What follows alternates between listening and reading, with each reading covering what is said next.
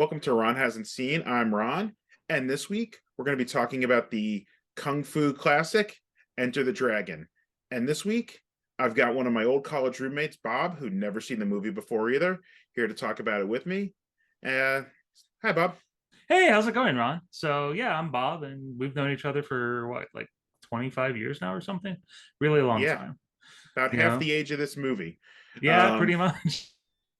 so Enter the Dragon is the seminal 1973 Bruce Lee classic that he was already famous at this point, but I think it kind of made him the household name, even though it came out posthumously, which is something I didn't know. I always thought this was his first big movie. Like I knew he had done the Green Hornet and the TV stuff. I thought hmm this was his first movie, not his last. Oh, I didn't know that either. I knew that this was the last completed film, but I thought it had already come out prior to his death. I So think it might that was have. news to me. I thought it might have come out maybe in Hong Kong or something, but he hmm died 6 days before the main release of the film Oh, of the okay. cerebral edema. So let's get into that. Yeah. The movie came out July 26th, 1973, uh, directed by Robert Klaus, written by Michael Allen, produced by Bruce Lee himself. He did the choreography, he starred. The other stars were John Saxon as Roper, hmm Jim Kelly as Williams, hmm and forgive some of these pronunciations, obviously. Uh, Shi Jin as the main bad guy, whose name I can't remember at this point You because I mean don't. Han or the Han, yeah, he was Han? Han, Okay, yeah. yeah. And there's a couple other henchmen, What but about those were the Bolo? main cast. You're Uh, forgetting Bolo. Bolo Yoon, Yes. yeah, there's a great Bolo Yoon story. I was actually Oh, found when I was researching this that I was going to tell. Um, so he's the big muscly Asian guy who is the kind of the muscle for Han, mhm. who you see him just tear apart a bunch of the henchmen. But apparently, they're both real martial artists, and they kind of did the choreography together and did the practice sparring. So finally, Bolo is this big guy. He's like, yeah, Bruce Lee's fast, but I don't think he's as strong as I am. So Mhm. obviously, after shooting one day, he went up to him and said, "Hey, let's have a real sparring match." Mhm. And we agreed, and that happened with a bunch of people on the set. What I was reading, a bunch of the other extras wanted to spar with the great Bruce Lee or whatever. Right. But so Han is kind of went up and tried to get him in a bear hug and got him in a bear hug, but Bruce Lee was fast enough to get out of it, and then punched Jan once in the chest, and it was done.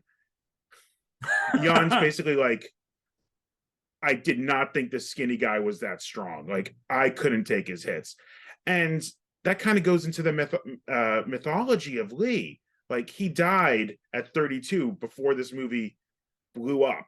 Mhm. Obviously, I think it got its Hong Kong release and then picked up in the U.S. Mhm.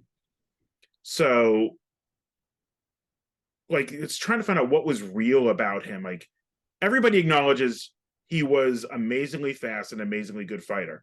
And a lot of people say it's a little overblown how he would Mhm. be that day. But you talk to people in MMA interviews and they're like, no, no, no. He would be Conor McGregor Yeah. today. He Mhm. was that good. Right. And you see how fast he is, and we'll get into that when we discuss the movie. But Mhm. so that's the movie. It came out in 73. Had about an $850,000 budget, which isn't tiny for the time, No, not not really. huge. Mhm. But it had about $1 million marketing budget in the US. They were doing karate classes for kids, to promote it. Mhm. They had comic book ties and things like that. But it went on to make $100 million internationally in its initial release. And over all of its releases, made about 400 million. And I was reading something, and I couldn't find this on Box Office Mojo, but I found it on I think it was Wikipedia referenced it, that if you adjusted it for ticket sale inflation, Mhm. it would be a $2 billion movie today over that 400 million. And I believe it. Yeah, I can see that. I can definitely see that. And the I would pay to see this in the theaters. So Yeah, and we had done Game of Death, I guess, was his really big one before this. He had been Game of Kato Death in the came Green. after. It was No, Game of Death was after that, but this was his last movie he filmed. correct, but Game of Death was made using basically leftover footage and intersplice. And Game of Death is its own thing, and I kind of want to sit down and watch it because I've never actually seen it. So maybe that could be the sequel to this. But Game of Death had basically two releases. There was a first cut, the initial cut that was made using the 1972 footage, and then there was Okay. a later, and that was released in '78. So Okay. Game of Death is neat. So And that's kind of why I always thought this was his first big film, because I know this and Game of right, Death, like Way of the Dragon obviously hmm was a smaller film, and but he yeah, did a bunch of other things. These were his three main starring films right, for my end, because he died of a cerebral edema on July 20th of 1973. hmm The exact cause of that's been up for debate. Like I couldn't find.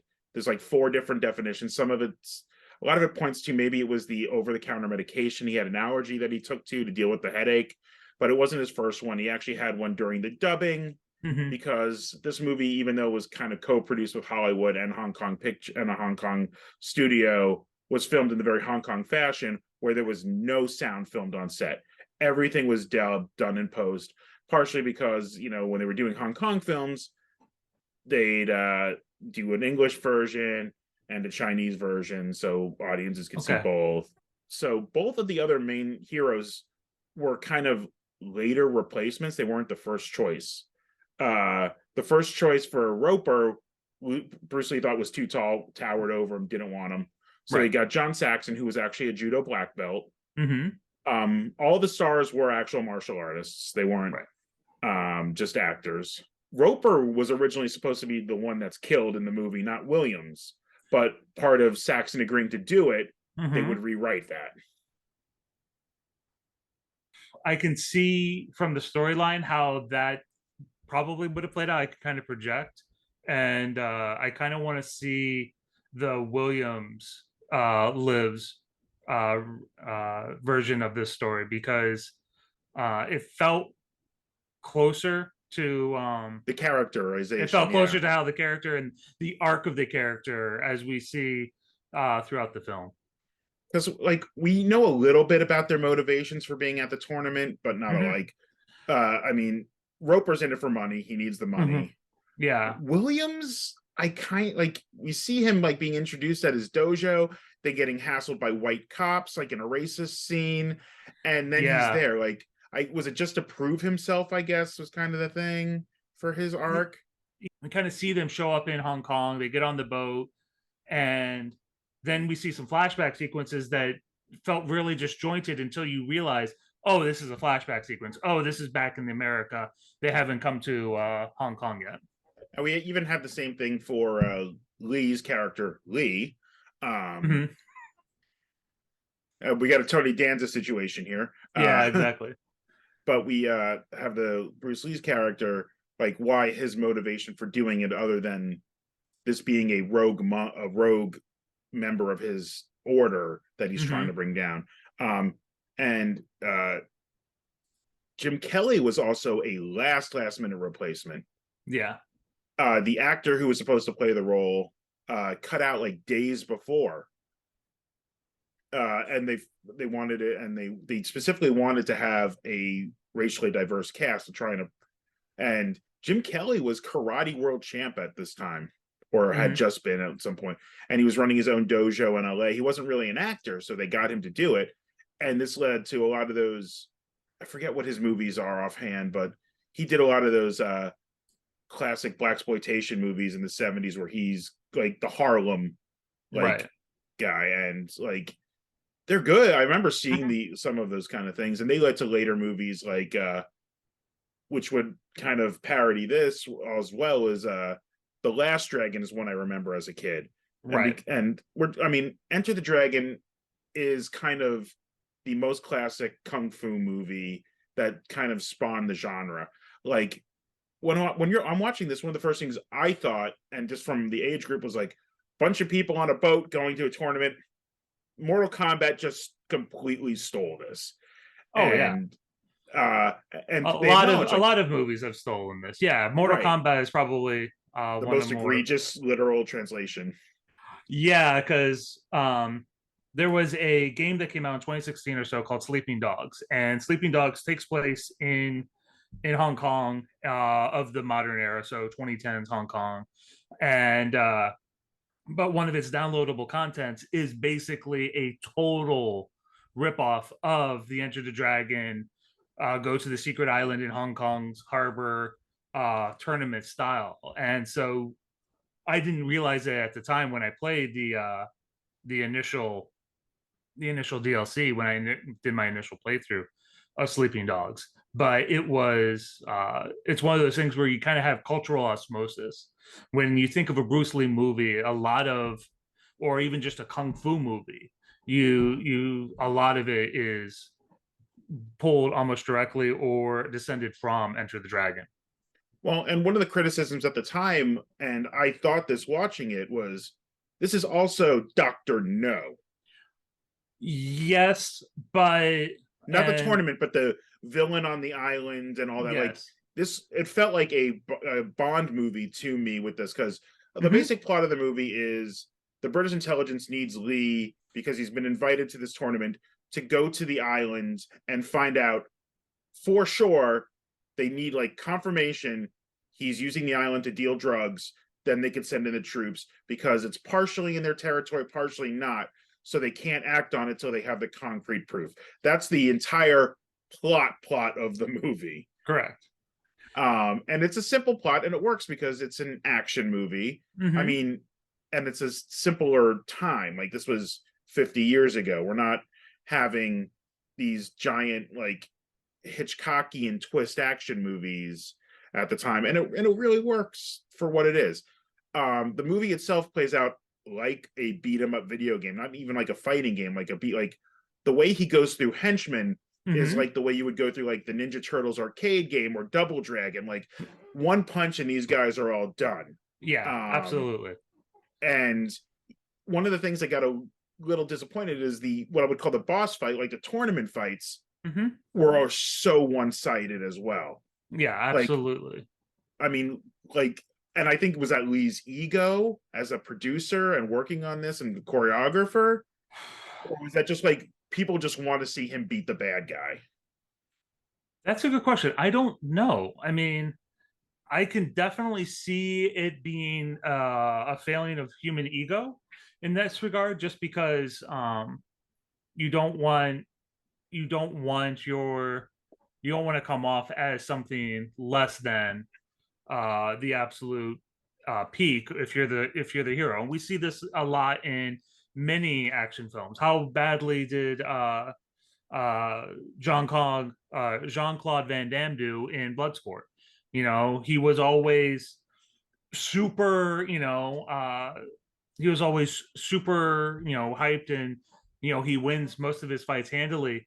And the real peril that in Bloodsport, which also is another take on Enter the Dragon, is is performed and done to the hero's best friend, which is again something that we see here with Enter the Dragon. So maybe it's just part of the genre itself, but I can also see a cultural icon such as Bruce Lee, especially in the Hong Kong movie field, where the audiences would not react well uh, to seeing their Superman, for lack of a better term, being treated as anything other than the be all end all and the epitome uh of badassery, really. Because he has two major fights in the tournament. You have O'Hara, which is kind of Han's hitman enforcer, That's the who Scar guy, is right?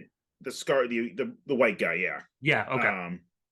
Who basically was led a gang that chased down Lee's sister, and she commits suicide rather than give in to them, even though she was kicking their asses the whole time too. But there Hmm. were just too many of them at the end of it, so she stabs herself with a piece of glass in a very weird first-person shot. Yeah, I saw that, and it was just like, an interesting take, I guess. It's an Is the interesting way to right way to. show it. Like, Hmm. I think it's kind of like Hitchcock using the camera as the knife in Psycho. It's a way to show what's going on without having to show the blood and the damage and stuff like that. And I think it worked in that. So you expect this O'Hara fight because O'Hara's been talked up at this point, and Yeah, he's Han's bodyguard. He's like the protector. He's the sub boss basically for Han is the big boss in this movie. That's how it's built up initially during the pitch to Bruce Lee's character to get him on the island in the first place. and it's the fight ends up being like 3 or 4 hits, and each hit just takes him down one peg, and he staggers. He does something to try and cheat, and he gets down. And basically, he's about to cheat someone. He's about to, I forget what he's going to grab or something. Oh, they're two bottles. Yeah, he's about to grab a bottle, and he doesn't. And he's about to, and Han yells at him to stop, and Lee has to then hit him to kill, like actually kill him. Mhm. And everyone's like, well, he deserved it at that point. He was cheating in the fight, and Well, yeah, he had already been defeated, declared the loser. So this wasn't like a fight to the death, yeah. unlike later iterations of this movie. But it was one of those sequences where it was clearly obvious Lee had won the fight, and Hara is that ultimate I'm a bad guy type move was like, okay, I'm going to get that last punch in, I'm going to take you out. And that's when he grabs not one but two bottles, smashes them together, and is going to use those to try to attack Lee, who has his back. He's done like the cool hero walk off type sequence, and that's when Han shouts, and Lee turns around and basically kills Hara to Yeah. to end that and close that chapter of Lee's revenge story. Yeah, and that fight was quick, but like the Bolo fight was actually was a little better. Mm-hmm. It wasn't an epic like the epic fight we expected it to be, but it was a good fight because a lot of these fights are quick and good. They kind of realistic fight, like real fights, like obviously tournament like style karate fights are going to last a little, but like people actually fighting don't always last that long. Someone gets, real people can only take so many hits to the face. And Yeah. I think this movie kind of portrayed that a little bit. So I forget who, Roper and Williams, one of them fights the New Zealand guy, I forget his name. But Parsons. That was Parsons, yeah. He was like this horrible racist who was making fun of all the Chinese people on the boat, and he like decides to challenge Lee, and Lee says, okay, we'll go fight in the dinghy, and Lee just kicks the dinghy off and drags it behind the sailboat for a while, which is great. I'm like, because that goes into the philosophy of you can win the fight without fighting. Yes. And I think this guy, and then you don't see him hold this grudge for the rest of it, because I think he realizes like, I got beat, I'm just gonna let it go. Absolutely. So in the rest of the course of the movie, Lee is sneaking around the island trying to find all these. He breaks into an underground dungeon where he finds a bunch of Shanghai slaves and all this. And then what happens is he has to beat up a couple guards, and Williams gets blamed for sneaking out because Williams just really went out to get some fresh air. Mm-hmm. But one of the slave girls had said he was out, so he got reported. And then he's beaten by Han handedly.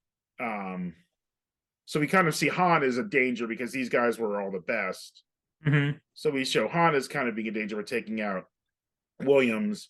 Roper is then given a tour of the thing, and he's going to be recruited as his new like right hand and his like USA distributor and all that. And he's there because he needs the money. So you're kind of getting the like, is he going to take this or is he going to be the good guy? And he ends up being the good guy at the end. Mm-hmm. And then that leads to the fight. Basically, at the end, like Lee gets caught breaking through everything, and he gets called out, and basically Han tells all of his henchmen to go after Lee, which doesn't really end well for anybody. And then he goes after Han. Han switches out for his claw hand. Yeah. His detachable claw hand in the most Bond villain type thing ever. Yeah. And the mirror fight Hmm. was spectacularly shot. It Yes. was amazingly done. And I think that's what really turned this in from being a okay, it's a bunch of people fighting to like a real class. Like he knows he can't beat Lee, Hmm. so he's using this mirror game, and Lee, ends up cracking all the mirrors so he can't find the reflection, which Well, obviously is a trope now.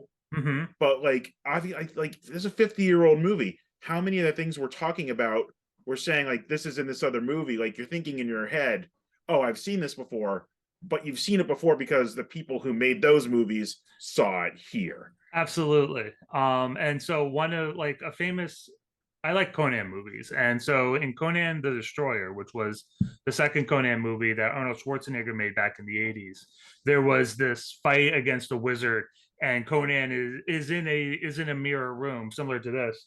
And Conan does the same thing where he has to smash it. And this is one of those things where it's just like, did the writers write that because that was in whatever story they based the Conan movie off of, or was it done this way as a take off of Enter the Dragon, which at that point was a 10-year-old movie. So those are the thing, but that's one thing that I saw having seen Conan first, and then this is like, okay, I can see that. The other thing is that one of the classic images of Bruce Lee is he has the cuts on his cheeks and on his body. That is actually done in this movie by the claw hand, Yeah, which looks basically like a metal block with bowie knives, basically, or hunting knives attached to it. So he has four across in like a very early version of Wolverine almost. I'll go with that. But it is also very obvious of the time where it's not replacing the hand, as almost like he's gripped it. Yeah, yeah. exactly like what you're showing, and it's stuck on top. So it's just interesting. And those are the things where it's like you kind of like now looking through the lens of somebody who's had 30 plus years of CGI ever improving effects, you're like, oh, that's so hokey. But at the time, that was probably the best they could do. And honestly, it worked when the overall ethos of the movie, because as you And said, this is a spy movie told through the lens of a Hong Kong action flick. I one of the things I love, as I said earlier, is Jackie Chan was one of the uncredited extras, and I did because not of know it that. being being Bruce Lee's last movie, kind of feels like the handoff because Hmm. like soon thereafter is where he started doing all of his stuff, like becoming the big star. I mean, it's not immediately after this, but I not the biggest. Like I don't watch a lot of like Hong Kong cinema. Hmm. Um, I mean, I've definitely seen a few of these things. I've watched a lot of the like 2000 era wire work stuff. Like those Oh, kind of films. Like you and I, yeah. we in college we went to see House of Flying Daggers and Crouching Tiger and Oh, one of the I Drunken didn't Masters. yeah, and we probably watched a lot of these What really was late night and don't even remember them being drunk or whatever. Oh, there was, well, because after Crouching Tiger, Hidden Dragon, there was that where they would take older Hong Kong movies Iron and Monkey was one I remember we went to oh, that's see. right. And re-release them with better dubs or whatnot, but re-release them in American cinema, and that's how we got introduced to some of these classics that were at this point like 20, 30 years old. And we were seeing them as fresh. At the So, same time was when Jackie Chan started doing his American movies like Rumble in the Bronx and things like mhm. that, was all around that same era. So given one of the things I wanted to talk about was the difference in like what we consider fight choreography. And that's what stood out most to me is, as we said, it felt like these are all these one hit punches and it's him beating up a lot of guys as opposed to like these long drawn out brawls we'll see today. Mhm. And I mean, I like both, and I think they both have their place, and I feel that it's kind of a cop out, but like if like trying to compare them, Mhm. but I definitely prefer the realism to some of the overdone stuff. But I would have liked to see a little bit longer of some of these fights, but I don't want to do like even Lee does most of his own stunts, but he didn't do. He still had a stuntman to do like the flips and things. He didn't do like all the like gymnastic style stuff in some of these fights. Oh, okay. I didn't know that. I I was thought he reading. was like Jackie Chan, where he did all of his stunts. No, I think it was like the stuff in the first when we're first introduced him, where he's doing sparring at the Shaolin Temple, Hmm. like when he's doing the more acrobatic kind of like backflips and back handsprings and stuff like that. That wasn't him, Oh, okay. and I don't know if that wasn't him for even back then insurance reasons. He didn't want to do them, or that's not what he did. Hmm. Because I mean, at one point in his career, he's like, "I am this style of kung fu and nothing else." And then people started challenging him, and while he was winning fights, he was like in these kind of things. Because it was another Bay Area dojo that like challenged him. He won the fight.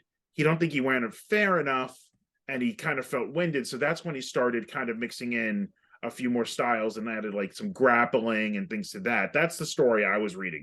But once again, I said it's hard to tell what's real and what's mythology for this larger than life character who has statues of him and he's Hmm. been dead for 50 years. It's hard to know what's the true and what's the legend. Absolutely. And going back to like just the overall fight choreography, I think I prefer the more brutal, realistic style that we see here versus the more long, drawn out stuff that we've seen in more recent iterations of this type of movie.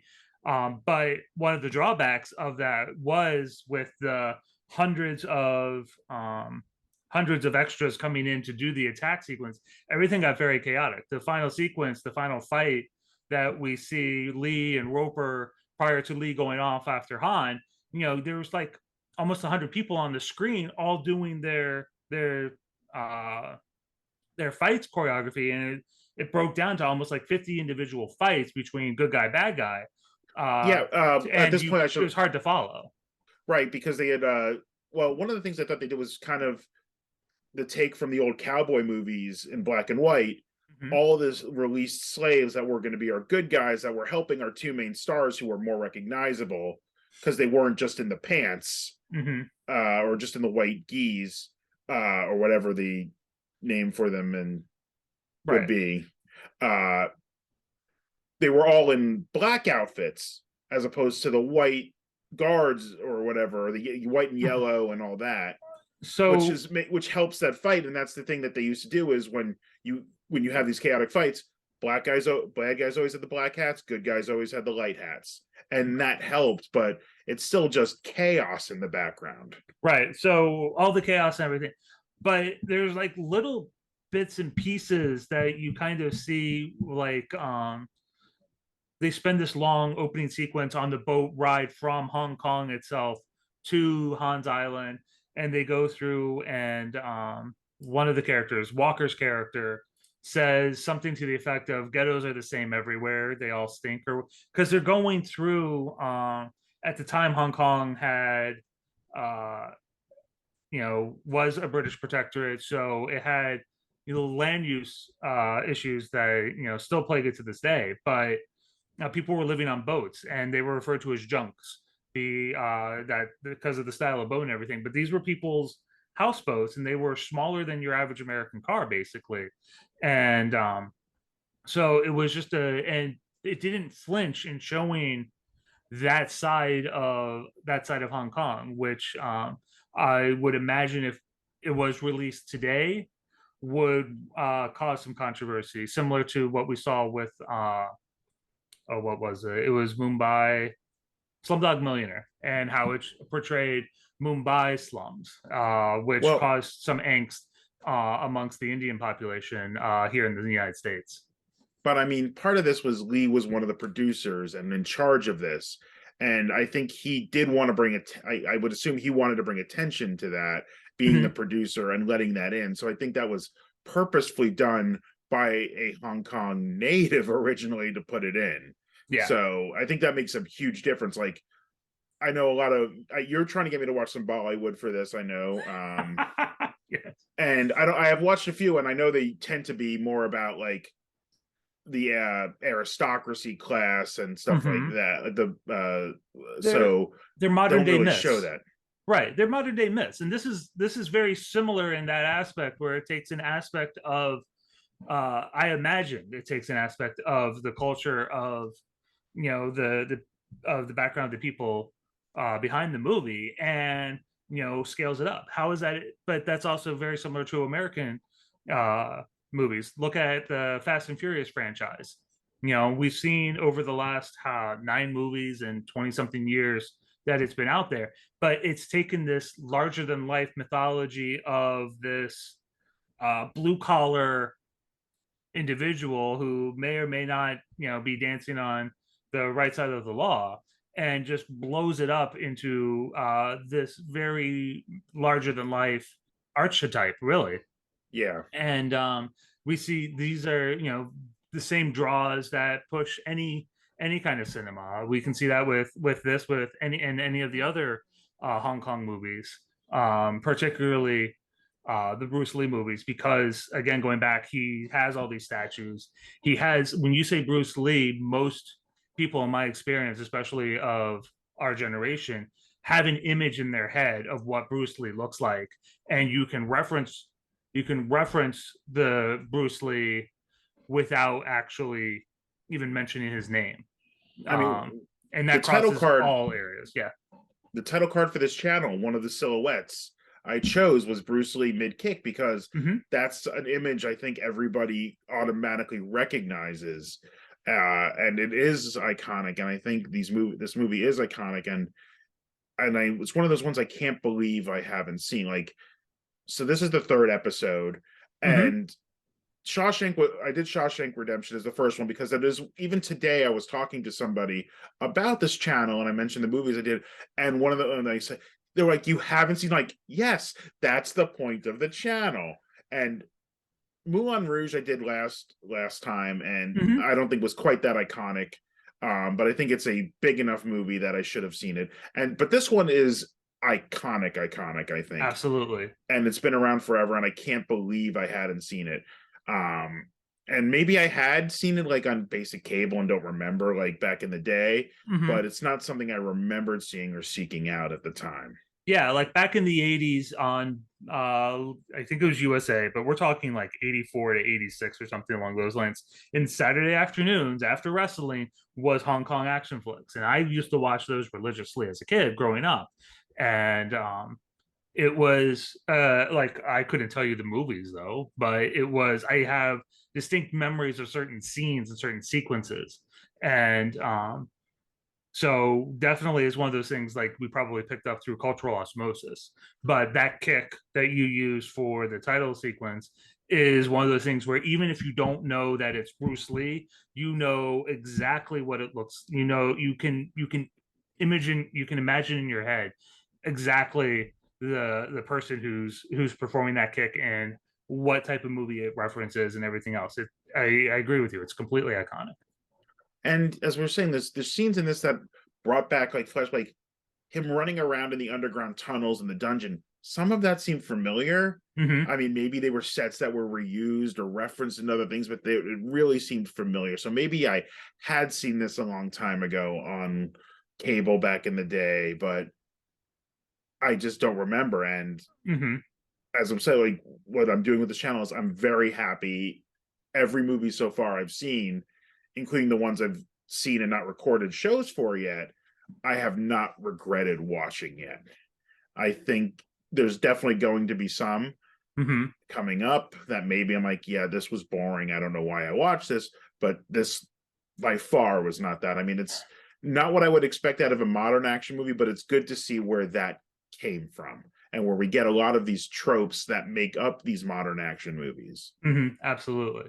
I kind of felt the same way watching this. Is like I recognize the references, I recognize the tropes, but as we touched on earlier with Game of Death, some of the most famous sequences of Bruce Lee fights that I thought took place in this movie didn't actually take place in this movie. They took place in other movies, including when I initially agreed to this movie, I thought this was the movie that had Kareem Abdul-Jabbar in it because he was a very famous student of Bruce Lee's back in the 70s, and finally it was Kareem's, I think it was his first or one of his first movie roles. And so it was like, okay, I'm aware of this fight sequence. I've never actually seen the whole thing. I saw clips in like retrospectives of Bruce Lee because uh, Brandon Lee died, and so they had to reference back to Bruce Lee and all of these things to kind of showcase the tragedy of the Lee family. And But that's us like I think we know we know mhm, Bruce Lee from like I think we obviously knew who he was growing up, but like we're of the generation where The Crow came out when we were high school aged, and like the whole curse of the Lee family like was brought up again because I had to look up exactly what killed Brandon because I was never sure. Like it was a misfire. I mean, it's a big thing now. Is firearm safety on the set. We're discussing that again. In like I had heard it was like a wad stuck that was left in a blank gun or something else. I never heard it was a live round left in, and it still wasn't. That was some shard of a previous fire had stuck in the barrel, and then oh when the blank went off, there was just enough pressure to send that into him wow, okay, I did not that know had that. lodged in, yeah. And And that brought in the curse of, and for those unfamiliar, people say there was a curse put on Bruce Lee because he was the first one to start taking this one school of Hong Kong kung fu, which was mhm, supposed to be a deeply guarded secret style thing or whatever, and teaching it to foreigners, namely Americans. mhm. Uh, and that's what happened. And obviously this movie and everything else kicked off the huge craze of all this stuff in this of the martial arts in the 70s, which had become a big thing after the Second World War, and a lot of Mhm. the soldiers coming back had been exposed that if they were being stationed in these places after the war or whatever. Right. So but this brought in another round of it, and it kind of snowballed into those movies of the 80s like Best of the Best, Bloodsport, all the Jean-Claude Van Damme and Steven Seagal movies, which Well, what about started adding Karate in the Kid? gunplay and stuff like Hmm. that. Which one of the things I actually liked about this movie was gave a very good. There are no guns on the island for this reason, and it's a good reason, and it made sense because otherwise you would have just been like, "How come Han's guards haven't just shot everybody?" Right. And Han's guards were not allowed because he was a paranoid. He was basically paranoid of everybody going after him. Hmm. And you kind of saw throughout the movie the way Han would play people off of each other. He had, well, he always had O'Hara as his bodyguard, as the Brits called it. He also had Bolo as basically a secondary henchman to always keep O'Hara in check. So that way he didn't have to really stress about having a dangerous man constantly by his side who could kill him given the proximity. And between those, and then as one left, Han immediately was trying to bring in Roper as to replace O'Hara as a counterweight to Bolo. And when that failed, that's when he had Bolo and Roper fight. Well, I tended to think Bolo was in like the internal security, handling like Mhm. his workers and henchmen, and O'Hara was kind of his external, handling any outside threats. That's kind of the way I read it. Okay, and I mean, I I'm not 100. I'm not fully clear on that, but I just picked up on the fact that he always had a counterweight to one to ensure in effect that there wouldn't be this mass uprising because Han was one man and in the Roper sequence where he's trying to seduce Roper or whatever into joining his organization, he has all these female bodyguards as well, his daughters as he called them. Who don't fight in the final scene? Like they kind of just, yeah, we're not gonna get let to have Bruce Lee beat up women, kind of thing Yeah, going on. and I respect that, and part of that may have been the censorship of the time as well because they were operating under very different MPAA guidelines and whatnot than what we see today. And I wonder if there was a thread of the story that got cut because there was also a female agent on the island that Bruce Lee was supposed to contact, and he did. I wonder if she was supposed to fight them, and maybe that just got cut because they didn't want to show that either. Who knows? But Right. But like I remember the initial party scene. So when they first come onto the island, there's this big party. You have the sumo fighters, and then you have the Chinese dragon, the dancing in the center, and as well as some acrobats. And then Han shows up, and they make this big sequence where he throws apples, and his women bodyguard were attaching pieces of their jewelry and using those as knives or whatever in various ways uh to pierce the apple, to show that they are fully armed and very dangerous people. And then he ups and disappears, having the point having been made. I think, touching on stereotypes for a second, there was something to we should note that Bruce Lee kind of actively fought against the stereotypes throughout his entire acting career. And one thing that one of my wife's favorite movies is Breakfast at Tiffany's. And in Breakfast at Tiffany's, there is a horrible, oh uh, god, that's outdated racist stereotype of an Asian neighbor, an older played by a gentleman. white guy. I forget. Is it Rooney? Oh, I had no idea. I did not Uh, realize it was played by a white man. yeah, Mickey Rooney as Mr. Uninoshi. So like you don't get much worse than it was basically, somebody in yellow face. Yeah, and as from a 2023 perspective, that concept is completely horrible. I don't know how somebody in 1961, when the movie was released, took it, but and Bruce Lee was always a three-dimensional. He never really fit into a stereotype, and we've kind of adapted our not really a stereotype, an archetype of what a kung fu fighter is, to be patterned after Bruce Lee. I And mean, just then the fact that we call them kung fu movies because that was his style, as opposed to a lot of the others were from different schools of different fighting techniques, but they're mhm, called kung fu movies because of him, really, I think. right, absolutely. And I think that was something that wasn't really clear to me until seeing this movie, was just how much of the Amerocentric Hollywood image of what this type of movie is based off of his body of work, Yeah. and this being the seminal piece of it. Uh, yeah, I think that really covers Enter the Dragon. I think we both agree. If you haven't seen it, we might have had some spoilers here, but it's a 50-year-old movie. Accept that, and it doesn't spoil the movie because it's just a fun watch. The plot was basic, but that would have been my one complaint. There could have been a little bit more plot, but that's something that's developed more over time in these kind of movies. Uh, go see it. I was originally going to tell you where these things are streaming, but as of doing this, things are changing week by week, so I'm not going to tell you where you could find things anymore.